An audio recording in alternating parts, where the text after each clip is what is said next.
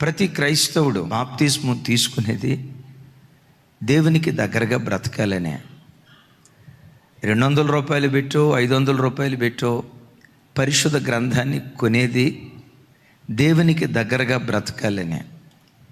దేవునికి దగ్గరగా బ్రతకాలి అనే ఆశ గుండెల్లో ఎంతో కొంత గూడు కట్టుకున్న బ్రతుకుతున్న ప్రజలు కొద్దిమందే. బ్రతకాలని ఆశపడే ప్రజలు మాత్రం చాలా ఎక్కువ మంది. యెహోషువ దక్షిణ రాజ్యాలు స్వాధీనపరుచుకున్నాడు. వాటిలో స్వాధీనపరుచుకున్న మరొక రాజ్యం హెబ్రోను. హెబ్రోను అనగా సహవాసం అని అర్థం. ఎవరితో సహవాసం చేయటానికి మనం పిలువబడ్డామో ఒక మాటలో చెప్పాలంటే యేసుక్రీస్తు ప్రభువారితో, తండ్రి అయిన దేవుడు పంపించిన పరిశుద్ధాత్మతో ప్రతి నిత్యం అన్యోన్య సహవాసం కలిగి ఆయనతో కలిసి బ్రతకటానికి మనమందరం పిలువబడ్డాం నిజమే. దేవునికి దగ్గరగా బ్రతకాలి అని ఆశపడుతున్నాం నిజమే. మరోసారి ఆలోచిస్తే ఆశపడుతున్న ప్రజలు ఎంతోమంది, దేవునికి దగ్గరగా బ్రతుకుతున్న ప్రజలు చాలా కొద్ది మంది. ఎందుకు ఒక వ్యక్తి దేవునికి దగ్గరగా బ్రతకలేకపోతున్నాడు? ఒకడు దేవునికి దూరస్తుడు అవటానికి కారణం ఏంటి? చాలాసార్లు ఈ పదం మనం వాడతాం. ఆ భార్యాభర్తలు ఎంత అన్యోన్యంగా ఉంటారో, ఆ అన్నదమ్ముళ్ళు ఉన్నారే, ఆ అన్నదమ్ముళ్ళు ఎంత అన్యోన్యంగా ఉంటారో. మా సంఘానికి వచ్చే పలానా అక్కా చెల్లెళ్ళు ఉన్నారు, ఆ అక్కా చెల్లెళ్ళు ఎంత అన్యోన్యంగా ఉన్నారో, ఆ అత్త కోడళ్ళు ఎంత అన్యోన్యంగా ఉన్నారో అనే పదం తరచుగా అక్కడక్కడ వింటాం, వాడుతూ ఉంటాం. అన్యోన్యత అంటే ఏంటి?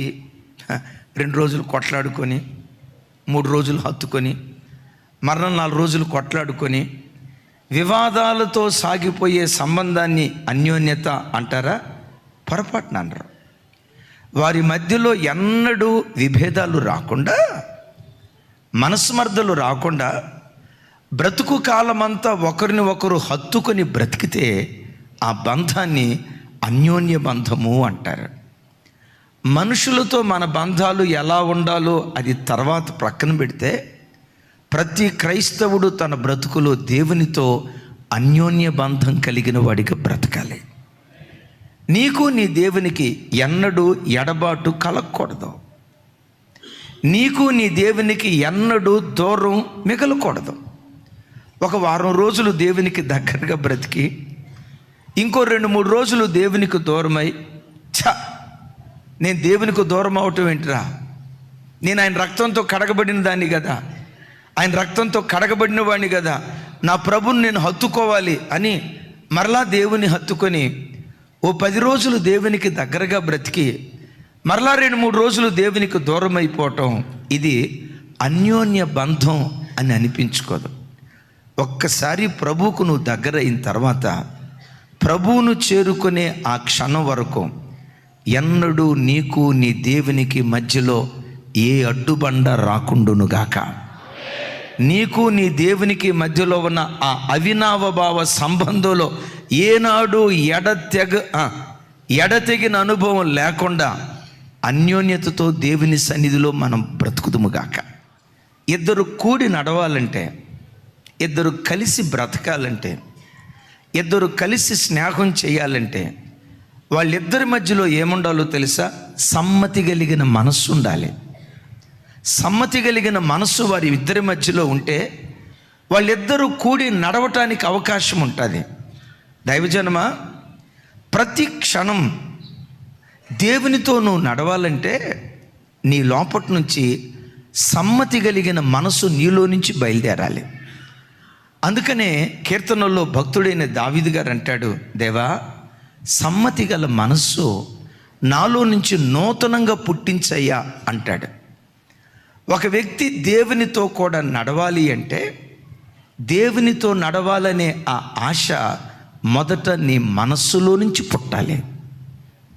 ఏదేమైనా నేను దేవుని కొరకు బ్రతకాలయ్యా, మేలైనా కీడైనా దేవుని మార్గంలో నేను నడవాలయ్యా, దేవుడు తప్ప నాకు ఇంకో లోకం వద్దయ్యా అని నీ గుండె లోతుల్లో నుంచి దేవునితో కూడా నడవాలనే ఆ దైవికమైన ఆశ నీ గుండెల్లో బయలుదేరితే దేవుని కొరకు బ్రతకాలి అనే ఆ ఆసక్తి ప్రతి క్షణం నీ గుండెల్లో రేగుతూ ఉండాలి. నా ప్రభువుతో నడవాలి, నా ప్రభువుకు సమీపంగా బ్రతకాలి, నేనెన్నడూ నా దేవునికి దూరం కాకూడదు, నా దేవునికి నాకు ఒక అన్యోన్య సంబంధం ఉండాలని ఆ దైవికమైన ఆశ ఎవరి గుండెల నిండా ఉంటుందో, ఆ ఆశతో ప్రతి క్షణం ఎవరు తమ హృదయాన్ని రేపుకుంటారో అలాంటి వ్యక్తి దేవునితో అన్యోన్య సంబంధం కలిగిన వాడిగా బ్రతకటానికి దేవుడు కృప చూపిస్తాడు. ఆ మనస్సే నీకు లేకపోతే నువ్వు మందిరానికి రా. ఆ మనస్సే నీకు లేకపోతే మంచి సంఘంలోనే కూర్చో. ఆ మనస్సే నీకు లేకపోతే 1000 రూపాయల బైబిలే కొను. ఆ మనస్సే నీకు లేకపోతే నీవు దేవునితో నడవలేవు. అంటారు కదా, గుర్రాన్ని నీళ్ళ దగ్గరికి తీసుకెళ్ళగలుగుతాం కానీ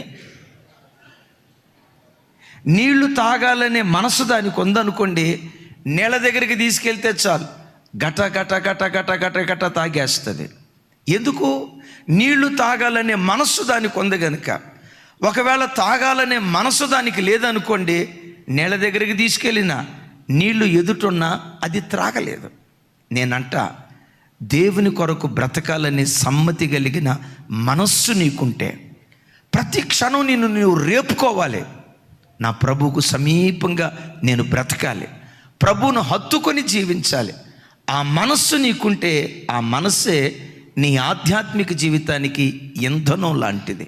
దైవజనమా, నీ గుండెల నిండా నా యేసుతో కూడా నేను నడవాలి, ఒక్క గడియ కూడా నా దేవునికి నేను దూరం కాకూడదు, నా దేవునికి దుఃఖాన్ని తెప్పించే సంఘటన నా బ్రతుకులో ఒక్కటి కూడా నేను చేయకూడదు, నా ప్రభువును హత్తుకొని బ్రతకాలి. ఆ సమ్మతి కలిగిన మనస్సు ఒక్కటి నీకుంటే బ్రతుకు కాలమంతా ఆయన హత్తుకొని బ్రతకటానికి దేవుడు కృప చూపిస్తాడు. ఇది నీకు లేకపోతే, ఏది? దేవునితో బ్రతకాలి, దేవునికి సమీపంగా ఉండాలి, ఆ మనస్సు నీకు లేకపోతే, ఆ మనస్సు లేకపోతే జీవితం ఎలాంటిదో చెప్తాను.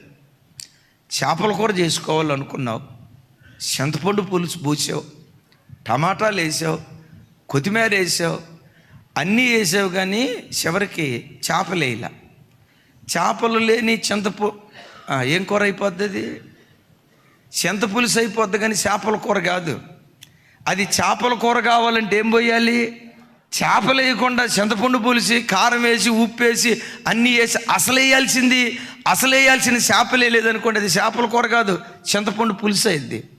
నీ జీవితంలో అసలు సిసలైంది ఏదో తెలుసా? దేవుని కొరకు బ్రతకాలనే ఆ ఆసక్తి, సమ్మతి కలిగిన మనస్సు. బైబిల్లో ఒక ఆయన ఉన్నాడు, ఆయన 365 సంవత్సరాలు బ్రతికాడు. ఎవరై ఉండొచ్చు? టకమని చెప్పండి. చెప్పాలి. 365 సంవత్సరాలు బ్రతికాడు. ఆయన జీవితాన్ని గురించి బైబిల్లో ఏమని రాసి ఉంటుందంటే, 65 సంవత్సరాలు ఎలా బ్రతికాడో బైబిల్లో అంత స్పష్టంగా రాయలేదు, కానీ 65 సంవత్సరాల వయసులో పిల్లల్ని కన్నాడు. 300 ఏండ్లు దేవునితో కూడా నడిచాడట. దేవునితో కూడా నడిచి నడిచి నడిచి నడిచి దేవుడు ఆయనను తీసుకుని వెళ్ళెను గనుక అతడు లేకపోయెను అని రాసి ఉంటుంది. ఈ 365లో ఎన్ని సంవత్సరాలు దేవునితో నడిచాడట? నేనంట, లోకంలో ఒక మనిషి పట్టుమని 3 రోజులు నికరంగా దేవునిలో బ్రతకలేకపోతున్నాడు.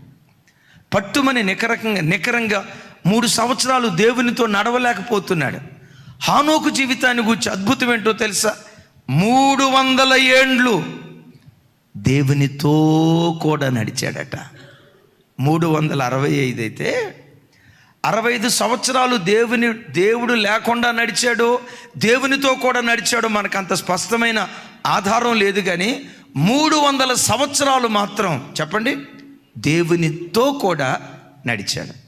నేనంట 65 సంవత్సరాలు దేవుడు లేకుండా నడిచాడేమో తెలియదు, కానీ 300 సంవత్సరాలు దేవునితో కూడా నడిచాడు.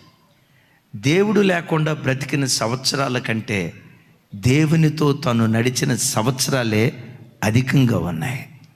ప్రతి బిడ్డ తన బ్రతుకులో దేవుని సన్నిధికి వచ్చిన తర్వాత, నేను లోకంలో బ్రతికిన కాలం కంటే నా దేవునితో బ్రతికిన కాలమే ఎక్కువయ్యా, లోకంతో జీవించిన కాలం కంటే నా దేవునితో జీవించిన కాలమే ఎక్కువయ్యా అని దేవుని సన్నిధిలో అతిశయంగా చెప్పుకునే కృప దయగల దేవుడు మనందరికీ దయచేయునుగాక. 24 గంటల కాల వ్యవధి ఉంది కదా, ఒక మాట అడుగుతా. 24 గంటల కాల వ్యవధిలో నువ్వు దేవునితో గడిపిన సమయం ఎంత? బైబిల్తో గడిపిన సమయం ఎంత? మోకాళ్ళ అనుభవం కలిగి దేవుని సన్నిధిలో ప్రార్థనలో నువ్వు గడిపిన సమయం ఎంత? సెల్ ఫోన్తో గడిపిన సమయం ఎంత? నేనంట, లోకంతో నువ్వు గడిపిన సమయం కంటే దేవునితో గడిపే సమయమే యేసు నామంలో ఎక్కువగా ఉండునుగాక. హానోకు దేవునితో నడవటానికి హానోకు ఇన్స్పిరేషన్ ఎవరో చెప్పంటారా? ఆదాము. హానోకు బ్రతికున్న దినాల్లో ఆదాం గారు బ్రతికున్నారా అంటే 100కి 100 పాళ్ళు బ్రతికున్నారు. ఆదాము, తొల్లిటి మానవుడైన ఆదాము 930 సంవత్సరాలు బ్రతికాడు. ఆదాము సంవత్సరాలు ప్రారంభమైన 622 సంవత్సరాలు, ఆదాముకు 622 సంవత్సరాల వయసు ఉన్నప్పుడు హానోకు పుట్టాడు. హానోకు ఆదాము దరిదాపుగా 308 సంవత్సరాలు కలిసి బ్రతికారు. ఆదాము నుండి హానోకు వరకు 7 తరాలు, ఆల్మోస్ట్ 1000 సంవత్సరాలు. హానోకు నుండి అబ్రహాము వరకు 1000 సంవత్సరాలు. అబ్రహాము నుండి దావీదు వరకు 1000 సంవత్సరాలు. దావీదు మహారాజు కాలం మొదలుకొని రక్షకుడైన యేసుక్రీస్తు వారి కాలం వరకు 1000 సంవత్సరాలు, 4000 సంవత్సరాలు. రైట్. ఆదాము కాలం మొదలుకొని హానోకు కాలం వరకు 1000 సంవత్సరాలు. 930 సంవత్సరాలు ఆదాము బ్రతికాడు కదా. ఆదాము 622 సంవత్సరాల వయసులో ఉన్నప్పుడు హానోకు పుట్టాడు. అప్పటికి 6 తరాలు ఆదాము తర్వాత పుట్టాయి, 5 తరాలు పుట్టాయి. ఈ 5 తరాల వారికి ఆదాము చెప్తా ఉండేవాడు, ఒరే నాయనా, ఒకప్పుడు నేను దేవుడు నేను కలిసి బ్రతికేరా. నేను చేసిన ఒక బుద్ధిహీనపు పని నా దేవునికి దూరమయ్యేటట్టు చేసిందిరా. మీరు అట్లా చేయొద్దురా, దేవుని హత్తుకొని బ్రతకండిరా, దేవునితో కలిసి బ్రతకండిరా అని 5 తరాల వారికి ఆదాము చెప్పి ఉంటాడు. డెఫినెట్గా 5 తరాలలో అంటారు, మాకేం చెప్పక తాతయ్య, దేవుడు లేడు, గీవుడు లేడు, మేము లైఫ్ ఎంజాయ్ చేయాలనుకుంటున్నాం, మా లైఫ్ మేము లీడ్ చేయాలనుకుంటున్నాం, పద్దాకలు దేవుడు అని చెప్పి ఈ చట్టంలో మమ్మల్ని బంధించొద్దు అని ఆ 5 తరాల వారు తిరస్కరించి ఉంటారు. 7వ తరంలో పుట్టిన ఆదాము తర్వాత 7వ తరంలో పుట్టిన హానోకు దగ్గరికి వచ్చి ఓ రోజు ఆదాము గారు చెప్పి ఉంటాడు, నాన్న, ఏదేం తోట పేరు విన్నావా? విన్నాను తాతయ్య. ఏదేం తోటలో మీ నాయనమ్మ, అవ్వమ్మ, నేను, మా ఇద్దరితో పాటు దేవుడు, మేము ముగ్గురం చెట్టపట్టాలు వేసుకొని అన్యోన్యంగా బ్రతికేవాళ్ళం. దేవుడు చల్లపూట ఏదేను తోటలోకి దిగొచ్చేవాడయ్యా. ఒకరి భుజాల మీద ఒకళ్ళని చేసుకొని హాయిగా తిరిగేవాళ్ళం అయ్యా. ఆ రోజుల్లో నేను ఎలా ఉండేవాడినో తెలుసా? దేవుడు ఎలా ఉండేవాడో నేను అలాగుండేవాడినయ్యా. మా ఇద్దరి మధ్యలో అన్యోన్య సంబంధం ఉండేది, కోల్పోయా. మనోడా హనోక, నీవలా బ్రతుకుతావా? నీవలా దేవుని హత్తుకుంటావా అని ఆదాము తన కన్నీటి గాథ హానోకుతో చెప్పుంటాడు. హానోకు విని 65 సంవత్సరాలు వ్యర్థం చేసుకున్నాడేమో నాకు తెలియదు, కానీ వ్యర్థం చేసుకున్నాడో దేవునితో బ్రతికాడో తెలియదు, కానీ 65 సంవత్సరాల తర్వాత తనకు పిల్లలు పుట్టారు. పిల్లలను కంటూనే బైబిల్లో రాయబడిన మాట, 300 ఏండ్లు దేవునితో కూడా నడిచాడట. ఎందుకు తాను దేవునితో కూడా ఎందుకు నడిచాడు తెలుసా? ఆ సమ్మతి కలిగిన మనస్సు హానోకు హృదయంలో పుట్టటాన్ని బట్టి, దేవునితో కూడా నడవాలని ఆ దైవికమైన ఆశ ఆయన గుండెల్లో రేగటాన్ని బట్టి 300 ఏండ్లు దేవునితో కూడా నడిచాడట. ఓ సందర్భంలో ఆర్ఆర్కే మూర్తి గారు వాక్యం చెప్తా భలే జాలీగా ఈ మాట చెప్పారు. దేవుడు ఆ రోజుల్లో ఏదేను తోటలోకి వచ్చినట్లుగానే చల్లబోట హానోకు దగ్గరికి వచ్చేవాడట. దేవా వచ్చావా? వచ్చాను హానోకు, రా బయటికి వెళ్దాం అని ఇద్దరు భుజాల మీద చేసుకొని వెళ్తూ ఉంటే ప్రజలంతా చూస్తారు, చూడు చూడు చూడు వాళ్ళు ఎంత అన్యోన్యంగా ఉన్నారో, స్నేహితుల్లాగా భుజాల మీద చేతులు వేసుకొని చట్టపట్టాలు వేసుకొని ఎంత హాయిగా ఉన్నారో చూడు అని అనుకుంటూ ఉండేవాళ్ళు. ఆ రోజు కూడా దేవుడు ఎప్పుడు వచ్చినట్టుగానే వచ్చాడు. హానోకు భుజం మీద చెయ్యేశాడు. వాళ్ళిద్దరూ కలిసి వెళ్తూ ఉంటే హానోకు భార్య అనుకుందట, ఎక్కడికో బయటికి వెళ్తున్నారులే, మరలా సాయంత్రం తిరిగి వస్తారులే అని అనుకున్నారట. అలా నడుచుకుంటూ నడుచుకుంటూ వెళ్తూ ఉంటుండగా దేవుడు ఆయనను తీసుకొని వెళ్ళెను గనక అతడు లేకపోయెను అని రాసి ఉంది. ఎందుకు ఆయన తీసుకొని వెళ్ళాడు అంటే హానోకు ఎవరు? దేవునితో కూడా. అద్భుతం. 300 సంవత్సరాల్లో ఒక్క రోజు కూడా ఎడబాటు లేకుండా దేవుడు హానోకు దేవుడు వారు కలిసి బ్రతికారు.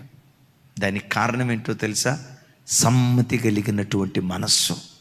ఈరోజు వాక్యం వింటున్న బిడ్డ, నీ గుండె లోతుల్లో కూడా నేనెన్నడూ నా దేవునికి దూరం కాకూడదయ్యా, నా దేవుని హత్తుకొని నేను బ్రతకాలయ్యా, అన్యోన్య బంధం కలిగి దేవునితో నేను జీవించాలయ్యా, ఆ దైవికమైన ఆశ నీ గుండెల్లో ఉంటే ఆ ఆసక్తే దేవునితో కూడా నడిచేటట్లుగా నేను బలపరుచును గాక.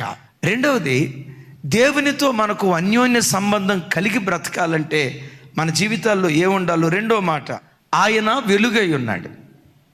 వెలుగై ఉన్న దేవునితో నీకు నాకు అన్యోన్య సంబంధం కలగాలన్నా, వెలుగై ఉన్న దేవునితో మనం సహవాసం చేయాలన్నా నీ యందు కూడా చీకటి ఎంత మాత్రమూ ఉండకూడదు.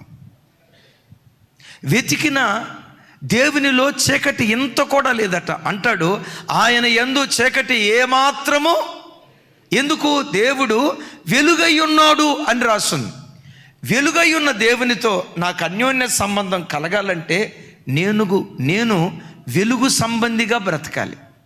చీకటి సంబంధిగా నువ్వు బ్రతికితే, చీకటి సంబంధిగా నువ్వు బ్రతుకుతూ వస్తే తెలియకుండా ఆ దేవుని సహవాసానికి నేను దూరం అయిపోతాం. చీకటి సంబంధి అని అంటున్నారు. అసలు చీకటి సంబంధి ఎలా ఉంటాడు? 2 మాటలు గుర్తుకు తెస్తారు. దేవుని రాజ్యానికేమో ప్రేమాకుమారుని రాజ్యం అన్నాడు, సాతాను రాజ్యానికేమో అంధకార రాజ్యం అన్నాడు. దేవుని రాజ్యంలో ప్రేమ, క్షమ, ఆప్యాయత, వాత్సల్యత, కనికరం, కరుణ ఇవన్నీ దేవుని రాజ్యంలో నిక్షిప్తమై ఉంటాయి.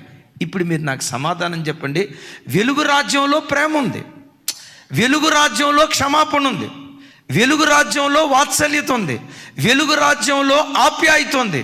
మరి చీకటి రాజ్యంలో ద్వేషం, కక్ష, పగ, ఈర్ష్య, వార్వలేనితనం, ద్వేషంతో కూడుకున్నటువంటి మనస్సు చీకటి సంబంధమైన సాతాను రాజ్యంలో ఇవి గూడు కట్టుకొని ఉన్నాయి.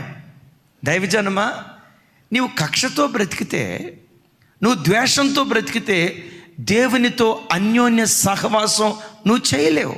అప్పుడు నీవేమైపోతావో తెలుసా?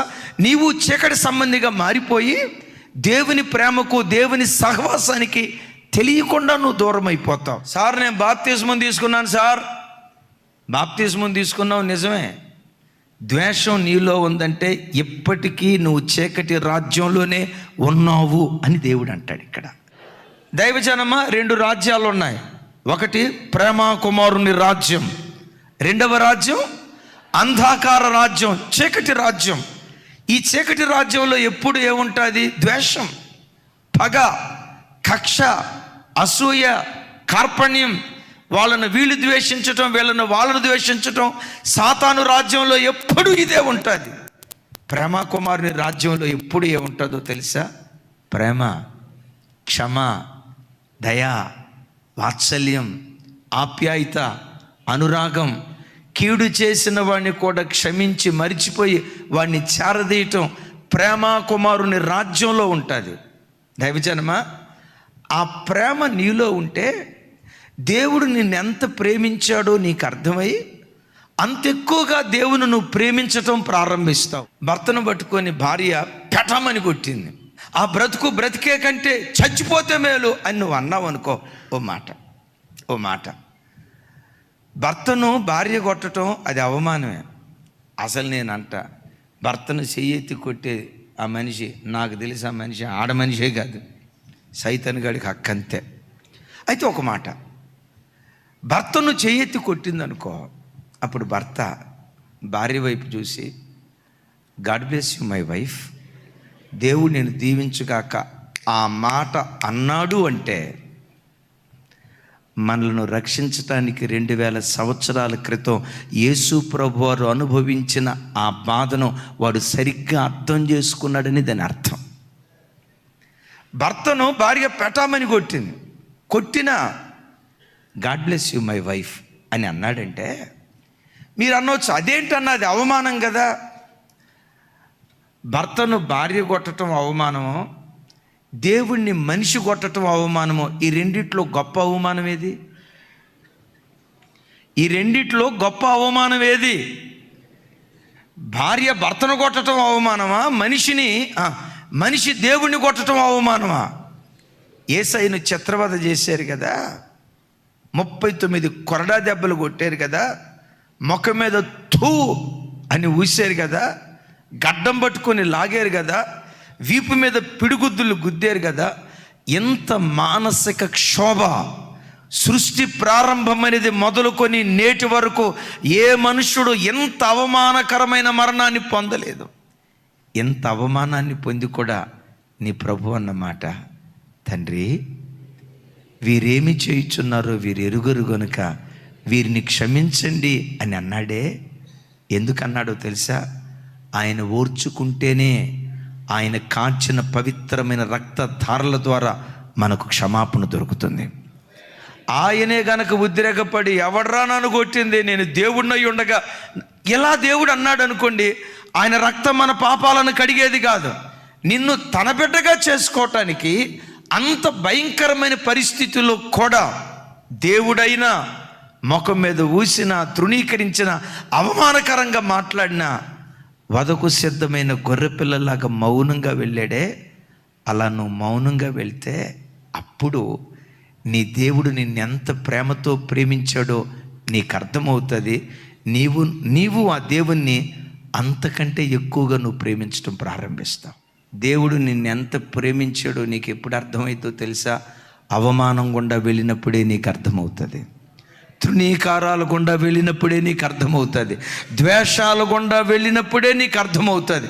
సరే, ఒకప్పుడు ప్రభువును ఎరగక మునుపు వాళ్ళెవరో సిలువ వేశారు. ప్రభువును నమ్మిన తర్వాత అయినా 100% ప్రతి క్షణం మనం భక్తిగా బ్రతకగలిగామా అంటే సంతోషపరిచిన దినాలు ఉన్నాయి, ఆయనను మరలా సిలువకు అప్పగించిన దినాలు ఉన్నాయి. ఈ ప్రేమ ఎంత గొప్పదో తెలుసా? నిన్న తప్పు చేస్తే దాన్ని మనసులో ఉంచుకొని ఈరోజు కూడా ఉదయం దేవుడు కోపంతో ఉండడట. ఆయన వాత్సల్యం ప్రతి దినం నూతనంగా పుట్టుకొస్తుందట. ఇంట్లో మీ భార్యాభర్తల మధ్య గొడవైందనుకోండి, నాకు తెలిసి వారం రోజులు 10 రోజులు బందులు, స్ట్రైకులు, రాస్తా రోకోలు, నిరాహార దీక్షలు ఉంటాయా ఉండవా? మీరేమనుకుంటారో తెలుసా? ఆయన బలకరిస్తే నేను బలకరిస్తా. మీరేమనుకుంటారో తెలుసా? మగవాళ్ళం అసలు తగ్గకూడదు, ఆమె వచ్చి పలకరిస్తే అప్పుడు నేను మాట్లాడతాను నేనంట. మనుషులం కదా. ఒక వ్యక్తి ఏదైనా చేస్తే సంవత్సరాల తరబడి వాడు ఆ రోజు నన్ను ఏమన్నాడో తెలుసా? ఆవిడ పలానా రోజు నన్ను ఏమందో తెలుసా?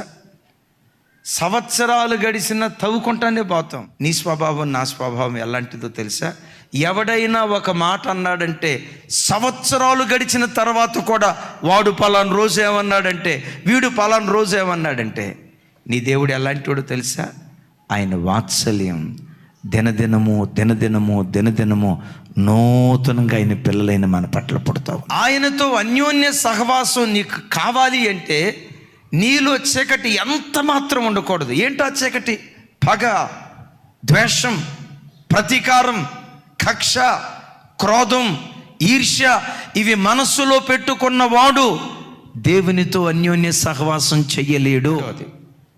పాపమైన చీకటి మనలో ఉందంటే పాపమనే చీకటి కలిగిన వాడు ఎన్నటికీ ఎప్పటికీ దేవునితో అన్యోన్య సహవాసం చేయలేడు.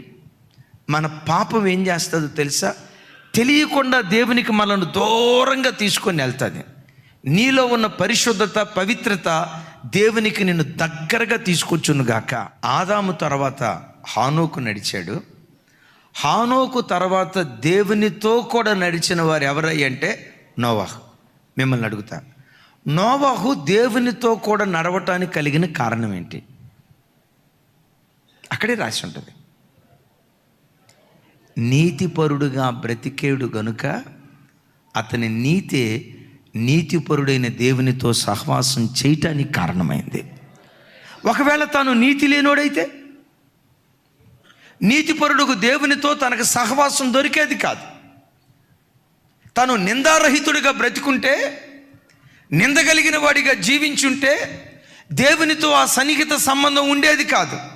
దైవజనమా, నోవాహు దేవునితో కూడా నడవటానికి కారణం ఏంటంటే తన చుట్టూతో ఉన్న ప్రజలు ఎలా బ్రతికినా తాను మాత్రం నా మట్టుకు నేను దేవునితో కూడా నడవాలని తన జీవితాన్ని పవిత్రపరుచుకొని నీతిపరుడుగా తను బ్రతుకుతూ వచ్చాడు గనుక దేవునితో కూడా నడిచాడు.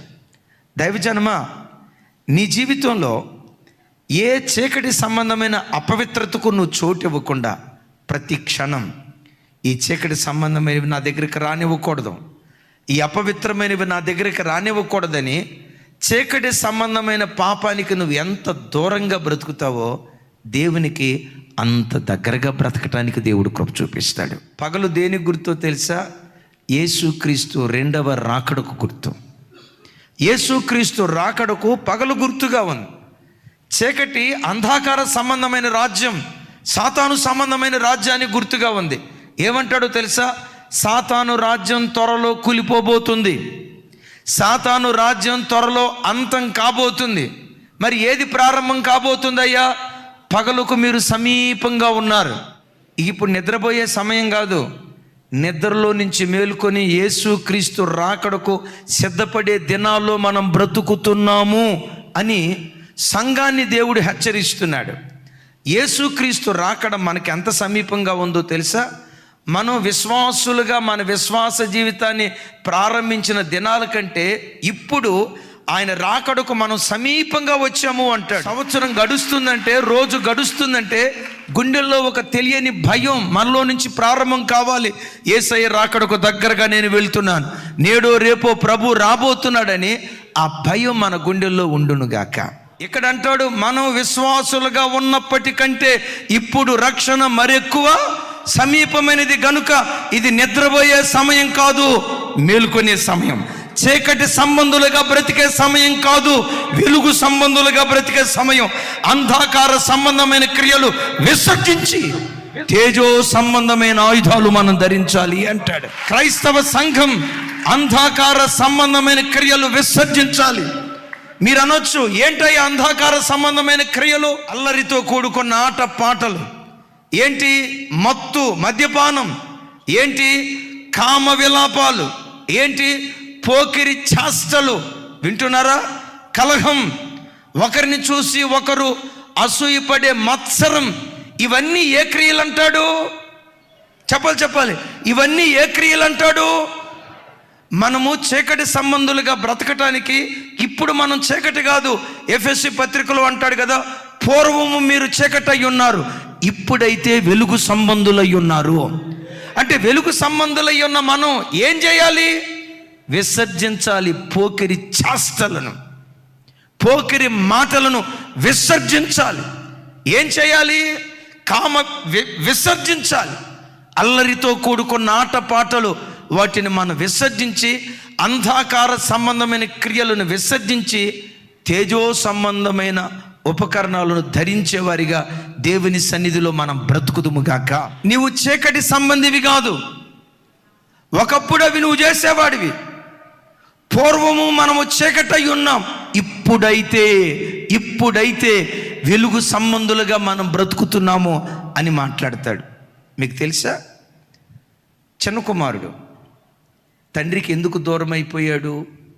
దుర్వ్యాపారం చేసి అని రాసి ఉంటుంది. ఏం చేసి? దుర్వ్యాపారం అంటే మీరేమనుకుంటారంటే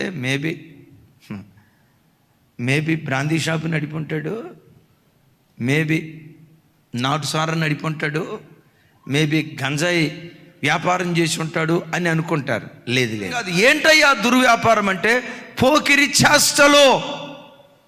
దైవజనమా వింటున్నారా? పోకిరి చేష్టలు, దురాశలు, మద్యపానం, అల్లరితో కూడిన ఆటపాటలు. కొంతమంది అంటారు మేము తాగమండే, కాకపోతే తాగుబోతోళ్ళ మధ్యలో కూర్చుంటామండే. వాడు లీటర్లు మందు తాగుతున్నా, క్వార్టర్లు ఎత్తున్నా, నేను మాత్రం థమ్సప్పేనండి, నేను మాత్రం పెప్సీనేని అంటాడు. కూర్చుంటాడా? 2 రోజులు బాగానే ఉంటాడు, థమ్సప్ పెప్సీయే. వారం రోజులు బాగానే ఉంటాడు, 2వ వారం బాగానే ఉంటాడు. ఇక 3వ వారం అందు చూసారా, వాడు క్వార్టర్ అయితే మనోడు పేపాలు లేపేస్తాడు. పేకాట ఆడేవాళ్ళని మారుస్తానని వెళ్ళాడట పేకాట ఆడేవాళ్ళ దగ్గరికి. ఆ పెద్ద సేవకుడు చెప్పాడట, రేయ్ ఆల్రెడీ నువ్వు పేకాట అలవాటు ఉన్నాడు, వాళ్ళ మధ్యలోకి పోవద్దురా, పోతే నీ పని అయిపోతురా, వద్దురా అంటే, అన్నా నా వైపు చూడు, నాకు ఆత్మల భారం ఎక్కువ అన్నా, ఆ పేకాట వాళ్ళనే మార్చాలని ఆత్మదేవుడు నన్ను ప్రేరేపిస్తున్నాడు అన్నా.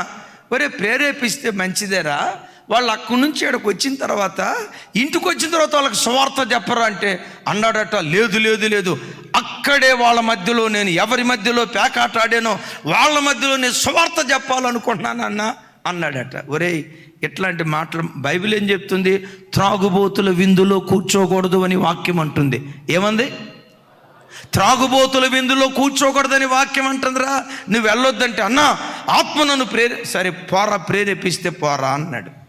వీళ్ళు పేకాట ఆడుతున్నారు. వాళ్ళతో అన్నాడు, ఒరే బాబు సువార్త చెప్తాను ఆగరా, ఉండండి ఒక్క నిమిషం అన్నాడు. తర్వాత సువార్త నువ్వు సైలెంట్గా ఉండని వీళ్ళు పేకాట ఆడుతున్నారు. ఈ పేకలు పట్టుకొని ఆట ఆడుతూ ఉంటే ఈ నిలవబడి ఇంతకుముందు పాడాడు కదా, చూస్తాను రే అది కాదు, ఈ ఆకే, ఈ ప్యాకే, అది వద్దురా, ఇది తీసే అన్నాడట. 2-3 సలహాలు ఇచ్చాడు. ఈడు ఓడిపోయేటట్టున్నాడట. ఈడేం చేశాడో తెలుసా? నువ్వులే నేను కూర్చుంటాను, నేను ఈడి ప్యాక ఆట ఆడటం స్టార్ట్ చేశాడంట. నువ్వు వెలుగు సంబంధివి, వెలుగు సంబంధులతోనే నీకు స్నేహం ఉండాలి. వెలుగుకు చీకటికి ఏం పొత్తు? నీతికి దుర్నీతికి ఏమి సాంగత్యం? విశ్వాసి అవిశ్వాసితో విజ్జోడిగా ఉండకూడదు, దేవుని వాక్యం ఉంటుంది. బిడ్డలారా ఒక మాట చెప్తాను, నీలో కొంచెం చీకటి చోటు చేసుకున్నా తెలియకుండా దేవునితో ఉన్న అన్యోన్య సహవాసానికి నువ్వు దూరం అయిపోతావు. ఆదాని చెప్పుంటాడు హానోకు తర్వాత ఆ తర్వాత తరం వారికి మెతూషలాగా చెప్పుంటాడు. ఆ మెతూషల ఆ తర్వాత ఆయనకి, ఆ తర్వాత ఆయన నోవాహుకు చెప్పుంటారు, అయ్యా ఆదాం తాత, ఆదాముకు అవ్వకు మధ్యలో సాతాను జొరబడిందట, అవకాశం ఇవ్వటాన్ని బట్టి దేవునితో సహవాసం కోల్పోయారట. ఆయనతో సహవాసం కోల్పోకుండా ఉండినట్లుగా ఏ చీకటికి అవకాశం ఇవ్వద్దని చెప్పుకుంటూ వస్తే నోవాహున్నాడు చూసారా, నీతిపరుడుగా బ్రతికేడు కనుకే దేవునితో విడదీయలేని పవిత్రమైన బంధం కలిగి బ్రతికాడు. ఎందుకు రాడంటే వెలుగు దగ్గరికి, వాడి దుష్క్రియలు ఎక్కడ బయటపడతాయోనని వెలుగు దగ్గరికి రాకుండా వెలుగు దూరంగా వెళ్తాడట. ఓ తల్లి చెప్తుంది, అయ్యా లాక్డౌన్ దినాల్లో కుటుంబ సమేతంగా వాక్యం వింటామని కూర్చుంటామయ్యా. మీరు వాక్యం చెప్పేటప్పుడు భార్యాభర్తలు ఎలా ఉండాలి? అందరం కూర్చుంటామయ్యా, నేను వింటాను, మా ఆయన వింటాను. సడన్గా మీరు వాక్యం చెప్తా కొడుకులు ఎలా ఉండాలి అని కొడుకులు పేరెత్తారా? అప్పుడు దాకా టీవీ ముందు కూర్చున్న మా వాడు సైలెంట్గా వెళ్ళిపోతాడయ్యా. రే కూర్చోరా అంటే మమ్మీ అంటాడు. ఒరే అట్లా ఎన్నిసార్లు పోతావురంటే, లేదు మమ్మీ నేను అర్జెంట్ అని పోతూ ఉంటాడట. ఎందుకాడు కూర్చోడయ్య అంటే, చీకటి సంబంధమైన క్రియలు కలిగిన వాడు వెలుగు దగ్గరికి రాలేడు. చూడండి, అంటే వెనక కూర్చున్న వాళ్ళు ఏదో భక్తిహీనులు, ముందు కూర్చున్న వాళ్ళు ఏదో భక్తిపరులు అనేది కాదు నా అభిప్రాయం. ఒక వ్యక్తి రక్షించబడిన ప్రారంభ దినాల్లో ఫుల్ ఫీట్కి ఎదురుగా కూర్చోవాలి. దైవ సేవకుని ముఖాంతరంలో నుంచి వాక్యం వినాలి. దేవుడు ఏం మాట్లాడతాడో ఆసక్తిగా వాక్యం విందాం అని వెలుగుకు సమీపంగా వస్తాడు. వెలుగుకు సమీపంగా ఆత్మలో బలంగా ఉన్నంత కాలం ముందొచ్చి కూర్చోవాలి, అందరికంటే ముందు వరుసలో కూర్చోవాలి, వాక్యం వినాలి, ఆసక్తిగా వస్తాడు. కొంచెం బలహీనత వచ్చింది అనుకో, చూడండి 3వ వరుస నుంచి 6వ వరుసకి హై జంప్ అయిపోతాడు, 6వ వరుస నుంచి 60వ వరుసకి లాంగ్ జంప్ అయిపోతాడు. ఆ తర్వాత ఎక్కడ కూర్చుంటాడో తెలుసా? తమ్ముడు వచ్చావా? సహజంగా వాడి క్రియలు సత్క్రియలు కాకపోతే దుష్క్రియలు చేసేవాడు వెలుగు యొద్దకు రాలేడు, ధైర్యంగా రాలేడు, ధైర్యంగా దేవుని సన్నిధిలో కూర్చోలేడు. విన్నారు ఈ మాట? అందుకని ఈ మాట చెప్పుంటాడు, నానా నేను ఇలా తప్పు చేశా, దేవునితో ఉన్న సహవాసాన్ని కోల్పోయా, నీవు అలా చెయ్యొద్దు అని చెప్తే వాళ్ళ మాటలు పట్టుకొని నోవాహున్నాడే నీతిపరుడుగా బ్రతికాడట. ఆమేన్. నీతిపరుడుగా దేవునితో కూడా నడిచాడు. అందుకనే ఆయన ఓడ నీళ్ల మీద నుంచి లేచెను, నీళ్ల మీద నడిచెను, అరారాతు పర్వతం మీద నిలిచెను. లేచెను, నడిచెను, నిలిచెను. నువ్వు దేవునితో కూడా నడిస్తే జలప్రలయం లాంటి ఎన్ని ఆపదలు వచ్చినా ఆపదల్లో మునిగిపో, వాటిలో తేలియాడే కృపదేవుడు నీకు అనుగ్రహిస్తాడు. శ్రమలు వస్తాయి, ఆపదలు వస్తాయి, అనారోగ్యాలు వస్తాయి, కన్నీటి అనుభవాలు వస్తాయి. అయ్యో ఈ కన్నీటి అనుభవాలు ఏంటని కుప్పలాగా కూలిపోయి మునిగిపోయే వ్యక్తిగా ఉండవు. ఆపదలు వచ్చినా అపాయాలు వచ్చినా నీళ్ల మీద నడిచే కృపదేవుడు నీకు అనుగ్రహిస్తాడు. అయిపోయిందా? ఒకరోజు వస్తుంది ఆ పడవ అరారాతు పర్వతం మీద నిలిచినట్లుగా పరలోక పర్వతం మీద నిలిచే కృపదేవుడు మనకు అనుగ్రహిస్తాడు. రాత్రిపూట ప్రజలంతా ఏం చేస్తారు? నిద్రపోతారు. పౌలు గారు ఏమంటాడు తెలుసా? మనం నిద్రపోవటానికి రాత్రి వాళ్ళం కాదు. ఎవరమంట? రాత్రిపూట ప్రజలంతా ఏం చేస్తారు అంటాడు. మనం రాత్రి వారం కాదు, మనం ఎవరిమి అంటే ఇప్పుడు ఏం చేయాలి? రాత్రిపూట కూడా. దాని అర్థం ఏంటో తెలుసా? నీ నిద్ర చంపుకొని నువ్వు పగటి సంబంధివి గనుక నశించిపోతున్న ఆత్మల కొరకు నువ్వు ఏడవాలి, నశించిపోతున్న ఆత్మల కొరకు నువ్వు కన్నీళ్లు కార్చాలి. 24 గంటల మంచం మీద పడుకొని నిద్రపోయి కునిపాట్లు పట్టడానికి నువ్వు చీకటి సంబంధివి కాదు, నువ్వు రాత్రి సంబంధివి కాదు. క్రైస్తవ సంఘం ఎవరు? మనం పగటి సంబంధులం, పగటి సంబంధులం. రాత్రి గాఢ నిద్ర నీకు పట్టకుండా ఉండేటట్లు రాత్రిపూట తినేటప్పుడు మొత్తం తక్కువ తిను. ఏమా తక్కువ తిన్నావు? పొద్దున్నే లేవాలి కదన్నా, గాఢ నిద్ర వస్తుంది కదన్నా. ఆ నిద్ర పట్టకుండా ఉండటానికి ఒక ముద్ద తక్కువ తింటున్నానన్నా, ముద్ద తక్కువ. చాలాసార్లు చెప్పాను అన్నయ్య, 15 సంవత్సరాలు బట్టి పొద్దున్నే లేచి ప్రార్థన చేయాలని నేను అనుకుంటా ఉన్నాను. అలారం కొట్టాను. ఆ అలారం కూడా మామూలు అలారం కాదు అన్నయ్య, గుడి గంటలు కొట్టినట్టుగా. మన ఆలస్యం గుళ్ళు ఉంటాయి కదా, గుడి గంటలు కొట్టినట్టుగా గణ కొడుతుంది అన్న. అయినా నాకు మెలకు రాట్లా. నేను పొద్దున్నే లేచి ప్రార్థన చేసేటట్టు మీరు గట్టిగా ప్రార్థన చేయండి అన్నాను. నేను గట్టిగా ప్రార్థన చేస్తే కుదరదురా, నువ్వు గట్టిగా తింటాం మానేయి. ఎందుకు కడుపు నిండా తినకూడదు? మత్తులం కాకుండా ఉండేటట్లు. ఎందుకు పేకల దాకా తినకూడదు? మత్తులం కాకుండా ఉండేటట్లు. ఎందుకు? గమనించండి, క్రైస్తవ సంఘం తిండిబోతులు కాకూడదు, మత్తులం కాకుండా ఉండేటట్లు. ఎందుకు మనం మత్తులం కాకూడదు? మనం రాత్రివారము కాదు. ఎవరి మనం? ఓకే, లోకస్తులు. ఇతరుల వలె నిద్రపోక బిడ్డలారా, మన నిద్రా సమయం కూడా ఇతరుల్లాగా ఉండకూడదు. 7 గంటలు నిద్రపోయే వాళ్ళు ఉంటారు, 8 గంటలు నిద్రపోయే వాళ్ళు ఉంటారు, ఉదయం 6-7 దాకా పడకల మీద నుంచి లేవని వాళ్ళు ఉంటారు, మధ్యాహ్నం కూడా బెడ్ రెస్ట్ చేసిన వాళ్ళు ఉంటారు. నేను అప్పుడప్పుడు చెప్తా కదా, కొన్ని హాస్పిటల్స్లో బెడ్లు అన్నా ఖాళీగా ఉంటాయి, కానీ కొంతమంది ఇళ్లలో బెడ్లు ఖాళీగా ఉండవు. ఎప్పుడు చూసినా సిస్టర్ మంచానికి స్టిక్ అయిపోయి ఉంటుంది, స్టిక్. మరి ఫెవిక్విక్ రాశారేమో నాకు తెలియదు. ఎప్పుడు కొంతమంది అతుక్కుపోయి ఉంటారు. యేసు నామంలో ఆ నిద్రమత్తు దురాత్మ పాతాళంలో త్రొక్కివేయబడును గాక. పదే పడకల మీద వెళ్ళటానికి, నిద్రపోవటానికి మనం చీకటి సంబంధులం కాదు. చెప్పండి, మనం ఎవరిమి? సహజంగా పగలు ఎవరైనా నిద్రపోతున్నారు అనుకోండి, ఏమంటారమ్మా? ఇంకొంచెం సేపు నిద్రపోయి అంటారా? మీరు అనేటట్టే ఉన్నారు. అమ్మ ఏమంటారు? రే పగటిపూట నిద్రపోతే అంటే నేను చెప్తే కానీ మీకు గుర్తు వస్తున్నాయి. పగటిపూట ఇంటికి అంటారు చూసారా? దేవునితో నీకు చక్కటి అన్యోన్య సంబంధం కలిగి ఉండాలంటే ప్రార్థనా పరురాలిగా నువ్వు బ్రతకాలి. ప్రార్థన, ఆ ప్రార్థన ఏం చేస్తుందో తెలుసా? ఎడబాయని అనుబంధం దేవునితో కలిగేటట్లుగా నిన్ను బలపరుస్తుంది. ఒకవేళ నువ్వు చీకటి సంబంధి అయ్యావు అనుకో, అంటే ప్రార్థనా జీవితం లేకుండా నిద్రమత్తు, తిండిపోతాను, నిద్రమత్తు, తిండిపోతాను, వీటితో నువ్వు బ్రతుకుతూ ఉంటే తెలియకుండా దేవునితో ఉన్న ఆత్మీయ సహవాసాన్ని మనం కోల్పోయే వ్యక్తులమై ఉంటాం. యేసయ్య మనం ఎట్లుండాలంటే, ఏ సంబంధం చెప్పండి? యేసయ్య కూర్చున్నా లేచినా, యేసయ్య నువ్వు నాకు కావాలి, యేసయ్య నువ్వు నాకు కావాలి, యేసయ్య నువ్వు లేకుండా నేను బ్రతకలేను, యేసయ్య మరణమైన జీవమైన నీతోనే, యేసయ్య యేసయ్య మనం ఎప్పుడు ఇలా కలిసి బ్రతకాలి యేసయ్య అని ప్రతి క్షణం నీ హృదయాన్ని నీవే రేపుకోవాలి. నీ హృదయాన్ని నీవే పురికొల్పుకోవాలి. ఎవరో నీ హృదయాన్ని రేపరు. పౌలు గారు అంటారు, మమ్మను మేమే మెప్పించుకొనుచున్నాము అంటాడు.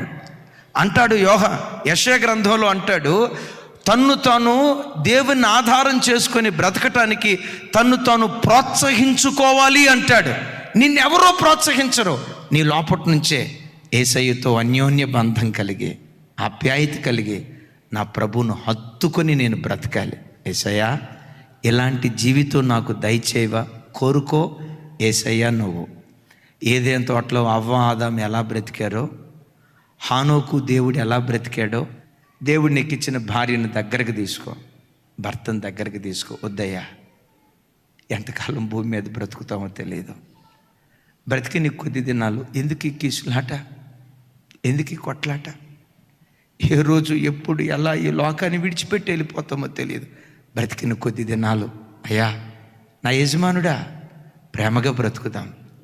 బిడ్లారా, అమ్మా నాన్న దగ్గరికి వెళ్ళండి. మనం చీకటి సంబంధులం కాదు ద్వేషంతో బ్రతకటానికి. తల్లిదండ్రుల దగ్గరికి వెళ్ళండి. నాన్న ఇలాంటి మంచి భక్తి కలిగిన తండ్రి కడుపును పుట్టిన భాగ్యం దేవుడు నాకు ఇచ్చాడు. నాన్న నీ కడుపును పుట్టడం దేవుడు నాకు ఇచ్చిన భాగ్యం. నాన్న అసలు గుండెల్లో ఉన్న ప్రేమంతా కుమరించాలండి. క్రైస్తవ్యమే ప్రేమ. మీకు వచ్చిందంతా పొటపొట కొరకటం తప్ప ఇంకేమి రాదు. క్రైస్తవ్యమే ప్రేమ. పిల్లల్ని దగ్గరికి తీసుకోండి. పిల్లల్ని కొట్టారా, తిట్టారా, తండ్రిగా రైట్ రాయల్గా నీకున్న అధికారం ఆ బిడ్డని దగ్గరికి తీసుకొని, రేచన్న నేను ఎందుకు కొడతారా? నాకంటూ ఈ భూమి మీద ఏదైనా ఆశ ఉందంటే అది నువ్వేరా. నువ్వు తప్ప నాకు ఇంకో ప్రపంచం లేదురా. నా బిడ్డవే, నా రక్తం పంచుకొని పుట్టినవాడివి. నేనంటూ బ్రతుకుతున్నానంటే, నాకంటూ ఒక ఆశ ఉందంటే నా కడుపును పుట్టిన బిడ్డవు నీవేనయ్యా, నా ఆశ నీవే అని వాడిని అట్లా గుండెల మీద పెట్టుకోండి. చనిపోయే వరకు దేవుడు ఎవరో కాదు, నీలో దేవుని చూడటం ప్రారంభిస్తారు. కొంతమంది చూడండి, ఇంటికి వస్తే హేయ్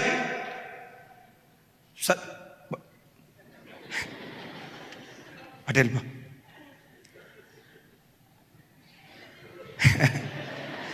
ఇక పద్దాకలు ఈ కార్యక్రమం చేసావనుకో, హిట్లర్ ఎవడో కాదు మావోడే హిట్లర్ అంటాడు. మనం కొట్లాడుకోవటానికి చీకటి సంబంధులం కాదు. ఒకప్పుడు చీకటి, ఇప్పుడు వెలుగై ఉన్నాం. అలాంటి అన్యోన్య బంధం దేవునికి మనకు దేవుడు అనుగ్రహించును గాక.